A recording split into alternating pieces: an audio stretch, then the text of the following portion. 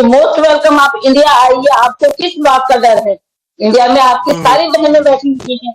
जैसे आपके हैं बिल्कुल वो बिल्कुल। 4 बच्चे, उन बच्चों को हम आपके हवाले सौंपना चाहते हैं। हम चाहते हैं कि सरकार आपके हाथ में दे उनका हाथ। आप पहले वो हैदर भाई के नाम से जाने जाते थे, आज तो वो सचिन लप्पू के नाम से जाने जा रहे हैं। कल को अगर इसको यहाँ से सचिन को छोड़ के जाना होगा तो पता नहीं वो कौन से जगह जाएगी, कौन से कास्ट में जाएगी। फिर वो वहां बोलेगी कि ये तुम्हारा पापा है, उस कास्ट में गिने जाएंगे। तो उन बच्चों की जिंदगी खराब ना हो, वो बच्चे आपको मिले। हैदर भाई के बच्चे हैं, उनके नाम के पीछे हम्म हमेशा हैदर लगेगा, वो हैदर के नाम से जाने जाएंगे। तो आपको भी थोड़ा सा पोलाइटली काम करना पड़ेगा। और आप जिस तरह से किसी के भी चैनल पे, एक दिन मैंने आपके चैनल पे सुना था कि वो गाली दे रहे थे, तो इस तरह की गाली एक महिला को बिल्कुल भी आप अपना मुंह खराब मत करिए। चाहे कुछ भी है, वो आपकी वाइफ। एक महिला के मुंह से गाली आए तो कोई बात नहीं है, एक पुरुष के मुंह से जब गाली आती है तो वो बहुत गलत साउंड करती है। तो मैं हैदर भाई, आप हमारे भाई हैं, आप जब भी हिंदुस्तान आएंगे आप हमारे मेहमान रहेंगे, आपको पूरी सिक्योरिटी मिलेगी। आप हिंदुस्तान के सरकार के अंडर में रहेंगे।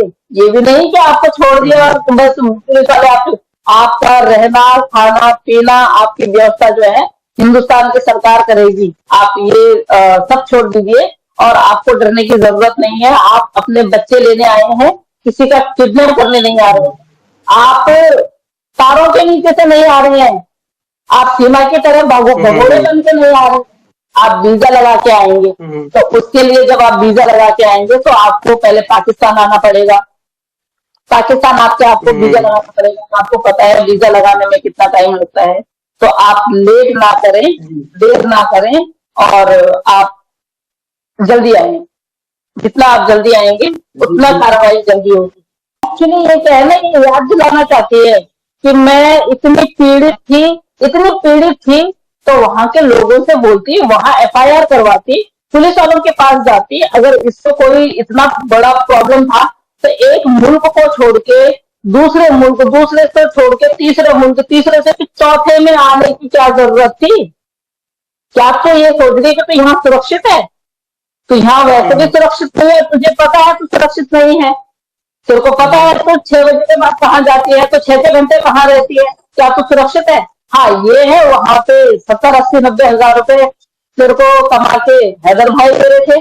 यहाँ पर तो खुद कमा रही है, खुद कैसे कमा रही है वो तू जानती है, वो सारी दुनिया जानती है, पूरा हिंदुस्तान जानता है, पूरा पाकिस्तान जानता है। तो ये बात तो छोड़ दीजिए कि जब खुद तो मोहतरमा अपने मुंह से बोल रही है कि 4 साल से वो घर ही नहीं आया, तो अपने बच्चों के सर पे हाथ क्या उससे रखता, फोन से रखता? या तूने कभी ये बोला उसको कि भाई चल 2 साल हो गए, पहले तो बोल नहीं सकती क्योंकि जब वीजा प्रोवाइड होता है ना किसी व्यक्ति को जो बाहर जाते हैं, 3 साल का, 4 साल का, 6 साल का, किसी किसी का 10-10 साल का होता है, वो 10-10 साल तक घर नहीं आते हैं। तो उनकी पत्नियां ना इस तरह दूसरे दूसरे के साथ बाहर नहीं जाती हैं, समझे ना? फोन से रास्ता होता है, खर्चा वर्चा सब दिया जाता है और एक दूसरे से कनेक्टेड होते हैं। तूने तो ये बोला कि मैं तो उससे बिल्कुल, वो जब भी फोन करता था गाली देता था, क्या वो फोन में गुस्से मारते थे क्या तेरे को? तू बोल रही है कि मुझे तो मारता था, तो वो फोन में गुस्से मारता था। 4 साल से अगर बंदा 4 साल से जब पाकिस्तान ही नहीं आया तो तेरे को कब मार दिया उसने? और तू कहती कि वहां पे कोई छूट नहीं है, वहां पे बच्चों को बेचा जाता है, ये किया जाता है। तो आप, मैं सीमा हैदर से पूछना चाहती हूँ, तेरे को तेरे माँ बाप ने कितने में बेचा? तेरे को तेरे माँ बाप ने कितने में बेचा? ब्लोच फॉर्म की तो बात कर रही है ना, क्योंकि तो ब्लोच में रही होगी ना, जब तो ब्लोच फॉर्म में आई है। और मिस कॉल पे आपका प्यार हो जाता है। आपने खुद बोला है कि मिस कॉल पे आप अपने बयान बदल रही हैं। आपने बोला है कि मिस कॉल पे हमें प्यार हुआ, ये मेरी लव मैरिज थी। अब आप चाहे कुछ भी बोलो, जो आप पहले एक बार बोल चुके हैं, पुरानी वीडियो खंगाली जाएंगी, तो आप पहले बोल चुके हैं कि मिस कॉल पे हैदर से प्यार हुआ। आपने हैदर से शादी करने के लिए बोला, आपने बोला अपनी पहली वाइफ को तलाक दे। पहले आपने बोला था, आपको अगर ध्यान होगा तो आपने पहले इंटरव्यू में बोला था, मैंने बोला कि उसने नहीं, हैदर भाई ने बोला कि मैं शादीशुदा हूँ, मैं आपसे शादी नहीं कर सकता हूँ। इस औरत ने बोला कि कोई बात नहीं, हम दोनों रिश्ते रह सकती हैं। हम दोनों इकट्ठे रह सकते हैं। पर जब उसको लगा कि भाई नहीं, मैं अब तो शादी हो ही गई है, अब ये मेरा कहना मान जाएगा, तब इसने जबरदस्ती की और जबरदस्ती तलाक दिलाया। उसके बाद हैदर भाई ने ये एक्सेप्ट किया कि हाँ, मैंने इसके कहने पे, मेरी वाइफ की एज इतनी भी नहीं थी, बट मैंने अपने घर वालों को समझाया कि अब मैंने शादी कर ली है, तो अब मैं इसको तलाक दे देता हूँ। तो तलाक देने के बाद उनकी जो पहली वाइफ है उसने मूव ऑन कर लिया है, बच्चे दादा दादी के पास हैं, लड़का हमने भी देखा है, लड़की नहीं दिखी हमें, बट लड़की भी दादा दादी के पास है। जहां तक हमारे पास खबर आई है, वो कोई बेची बुची कुछ नहीं गई है।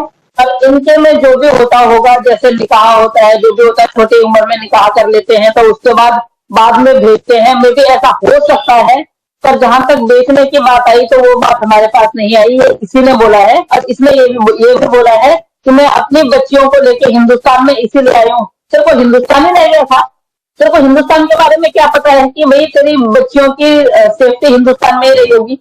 कल को अगर तू चली गई इधर उधर और तेरी बेटियां बड़ी हो गई और लप्पू का ही वो खराब हो गया, ईमान खराब हो गया तेरी बच्चियों पे, तो तब क्या करेगी तू? तब किससे बचाएगी तू? लप्पू उनका वैसे तो बाप है नहीं, फिजिकली तो उनका बाप है नहीं। अगर तेरी बच्ची कल को बड़ी हो जाती है तो ये पाप किस पे जाएगा? ये तुझ पे जाएगा ना, तो उसके भरोसे उन बच्चियों को छोड़ के जा रही हो।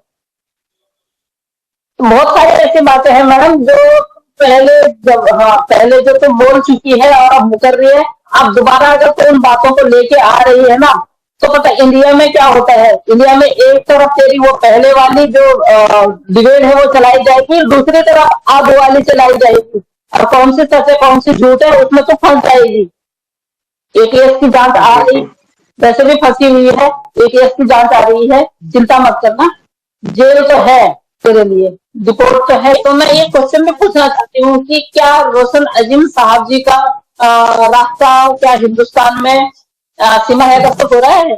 अगर सीमा हैदर से हो रहा है तो उसके तरफ से क्या बयान आए हैं? आपने ऐसा क्या देखा उसमें कि आपने बिना हैदर को पूछे आपने एक बयान जारी किया कि हाँ, अभी हैदर उसको रखने वाला है, जबकि हैदर भाई हर लाइव में, हर इंटरव्यू में उसको अभी तक गाली देते हैं। उनको सिर्फ अपने 4 बच्चों से मतलब है।